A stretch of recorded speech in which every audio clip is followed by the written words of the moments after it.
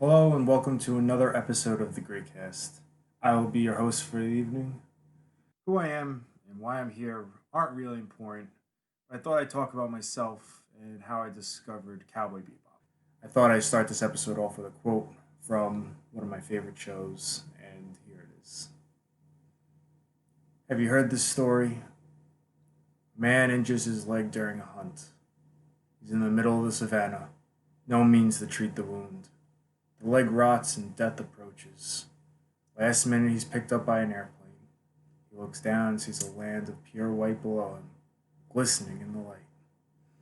It's the summit of a snow-capped mountain, and the mountain is Kilimanjaro. As he gazes down, he feels the life flowing out of him, and he thinks, that's where I was headed. I'm not very good at breaking down what quotes mean or what they stand for, but I thought it was a good representation of life and basically always striving to achieve something. Really don't know what I want to talk about this episode, kind of just told to do something by my friends, but I really don't have much to say. Never really been much of a talker. Where do I even begin this story, or what do we even talk about? Is the Gray Cast just happens to be some of the friends I went to high school with. All kind of a little bit of the outcasts, in case you couldn't tell. But we always enjoyed each other's company and we always had something to say, so I'm not gonna miss up on an opportunity to join them in this endeavor. I guess I'll talk to you a little bit about how the name got started, the Gray Boys, or how I think it started. Basically, I guess I'm not really taking credit for the name or anything, but like, the whole thing started because I was wearing gray shorts with tassels on them. And not really tassels, they're tie strings so that in case you wanted to tie the shorts a little closer to your leg, but I never tied them so they look like tassels. Anyway, one day the other members of the Gray Cast decided to buy a pair of these gray shorts. I thought it'd be funny, just to, like when I came over one day in the same shorts I always wear, that they would be wearing the same shorts. And all of a sudden, Will started calling us the Gray Boys, and then he got the idea to start this whole podcast thing going. Gotta say, the podcast seems to be doing well. I think they're having fun with it, and they kind of wanted me to join, put my 2 cents in. Growing up, I was always kind of by the water, always kind of hanging out, grabbing drinks, being a kid. Don't feel like a kid anymore while growing up.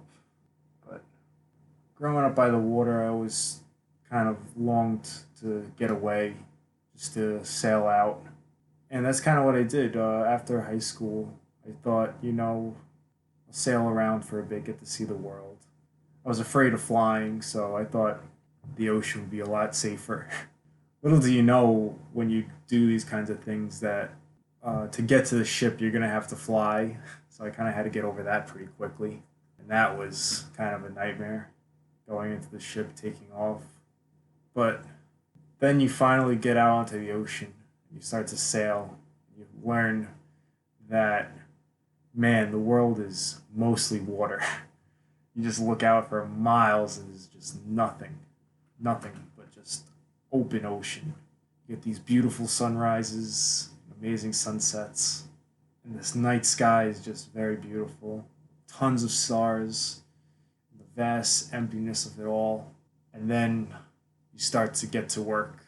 Now I work on ships, and it's pretty apparent telling you that, like, hey, I go onto the ship, but I work on the ships, and when you're out there, it's just repetitive by nature.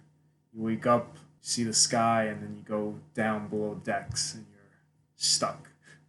Just very routine. You wake up, you do the same thing over and over, but it's just very repetitive. You start to see that you're seeing the same people day in, day out, and if you don't get along with them very well, it becomes very problematic because you have to see them every day. There's nowhere else you're going to go. You're going to have to bump into these guys. And why am I really telling you all this? It's mostly because I kind of feel the same way, at least how the Bebop crew feels on their ship. They're out in space and they have to basically get along with one another because what else are you going to do? It starts off just the two of them, Jet and Spike. One of them's a very intimidating guy who wears basically his history on him. Like you could see all of the hurt that he's been through and stuff like that. I'm just saying hurt like that because I do know her. in case you guys aren't aware, Kingdom Hearts 3. I'll put a reference in. Don't worry, you won't miss out. Basically, they just go through a lot of turmoil and they have a lot of adventures together. And I thought it was somewhat similar to my case because I didn't discover Cowboy Bebop until I was actually on the ship. Basically, I just started watching it and felt a kind of connection with the show because these characters are just trying to make ends meet. They're just trying to get by, and it's just a struggle. It seemed very similar to my case. Like, I'm trying to make it, I'm trying to do something in my life, and it's just routine. It's like you got to go through the motions. You got to get on the next bounty. You got to make the money. It's very isolated. Like, even so, the story starts out with Jet and Spike just alone on this ship, and along the way, other members start to join the Bebop crew. You got Ein, you got Ed, and then you got Faye Valentine, and you just see them clash because they're not getting along, and sooner or later, they all do become a family, and they all get along, and they all start to like one another in their own way. They all very standoffish, but they do like each other. And basically, towards the end of the story, spoilers in case, oh man, uh, they all leave at some point. They all kind of go their own separate way. And it's devastating to them because they actually formed this bond that they didn't know they needed or they didn't really see before. And it's just sad because they have to go through with what they set out to do. And the stories, well, not all the stories, but some of the stories revolve around the theme like of moving on or facing your problems, I would think.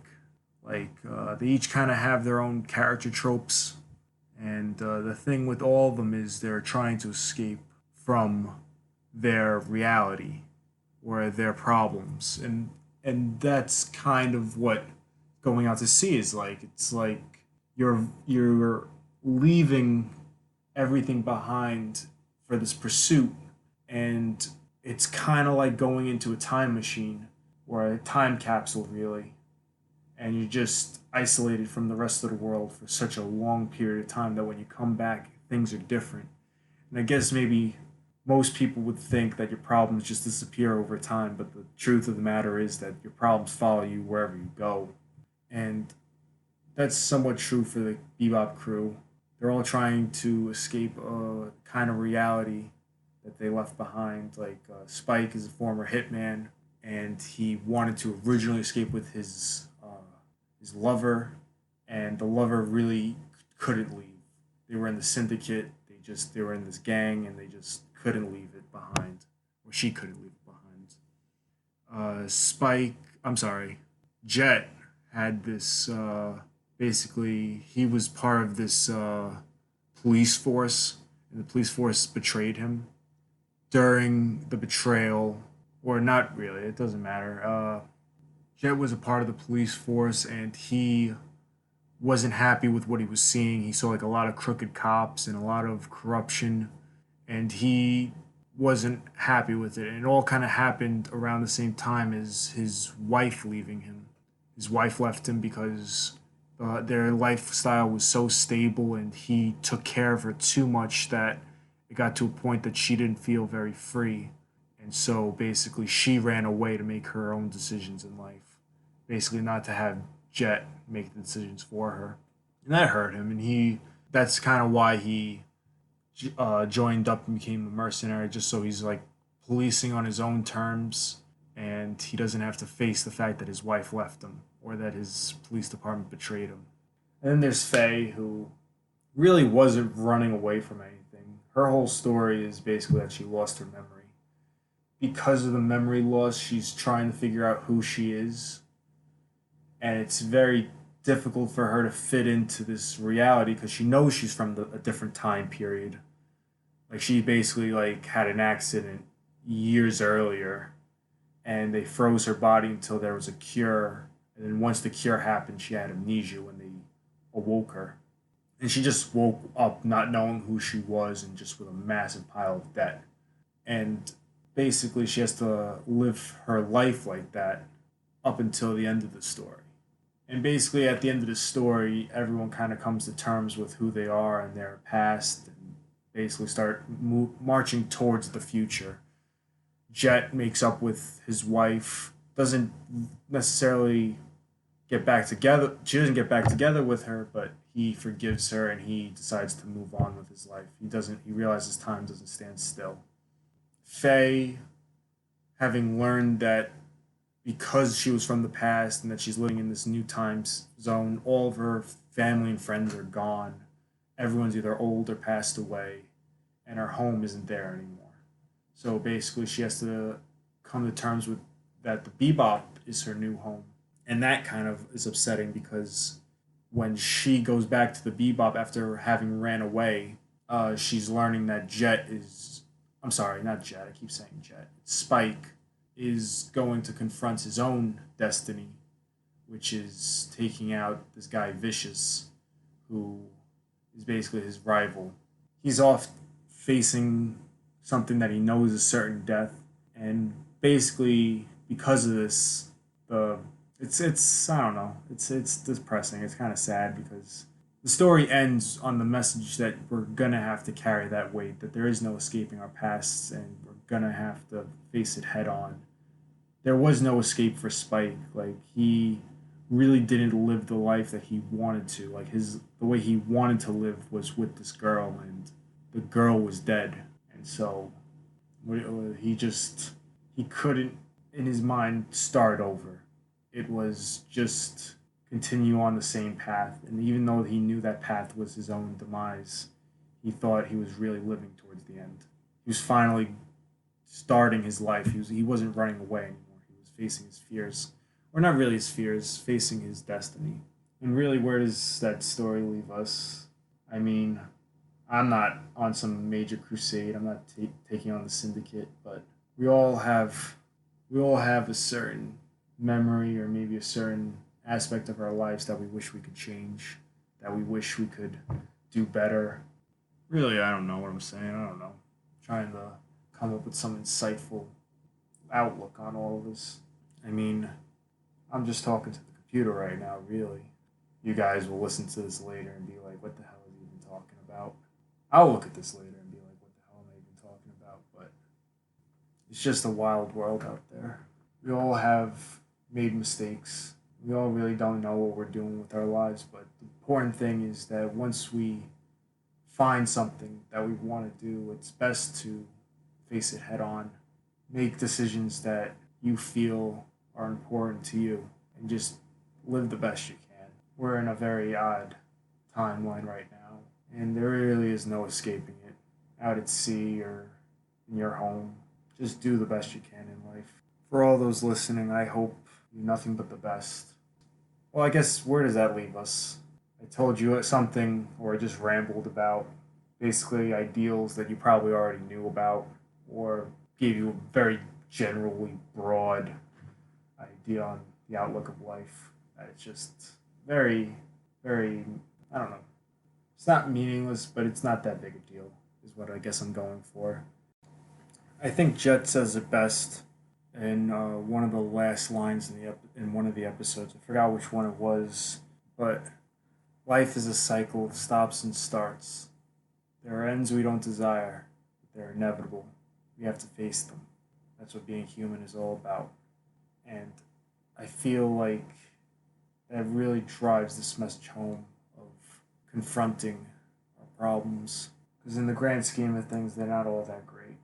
And even though they're scary or rather not deal with them, it's best just to challenge yourself to take on that challenge, I guess.